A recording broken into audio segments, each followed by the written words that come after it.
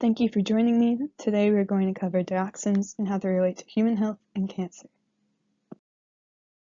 The term dioxin refers to a group of over 400 structure-related chemicals. When people talk about dioxins, they're usually referring to TCDD, or 2,3,7,8-tetrachlorodibenzo-P-dioxin, which the International Agency for Research on Cancer, or IARC, scheduled as a Group 1 human carcinogen.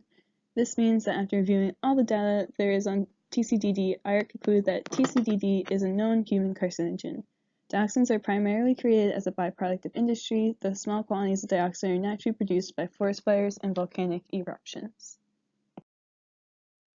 Environmental scientists are concerned about dioxins because they are persistent organic pollutants, or POPs. POPs are defined by the World Health Organization as toxic organic substances that are resistant to environmental degradation, bioaccumulate in fatty tissues, are magnified throughout the food chain, and travel long distances.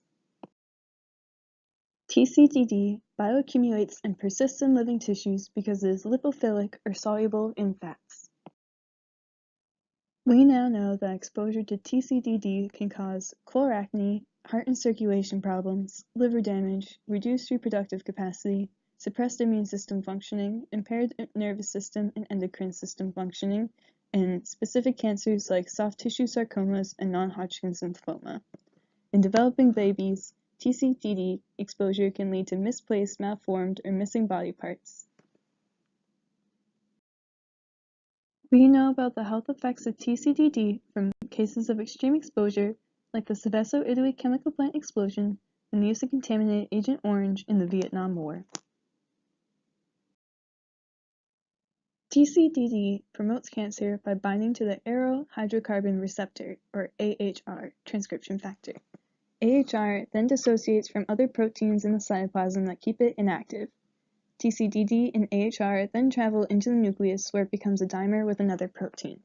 This dimer then binds to specific gene sequences in the DNA, altering expressions of the genes controlling cell differentiation and proliferation. This altered DNA is then replicated. This creates more cells that have uninhibited proliferation, which can lead to uncontrollable cell growth and cancer. Over 90% of our overall exposure to TCDD comes from our diet. Because TCDD is lipophilic, it is absorbed into animal fats, which we then consume. North Americans get most of their dietary exposure from beef, chicken, and dairy products. Dioxins are shown to have effects on pregnancies even 20 years after initial exposure. The grandchildren of Vietnam veterans are still being born with birth defects nearly 50 years after the end of the Vietnam War. About 400 other chemicals can activate the AHR pathway, which raises concern about the combined toxicity effects of TCDD and other chemicals and cancer.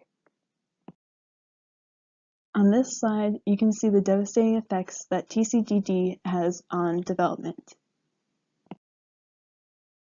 Global dioxin concentrations can be controlled through proper incineration of materials, controlling industrial practices to reduce accidental formation of dioxins, and monitoring contaminants in animal feed.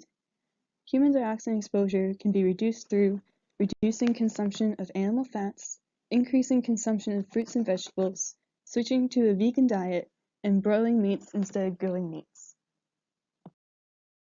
Thank you all for a wonderful semester, and I wish you the best.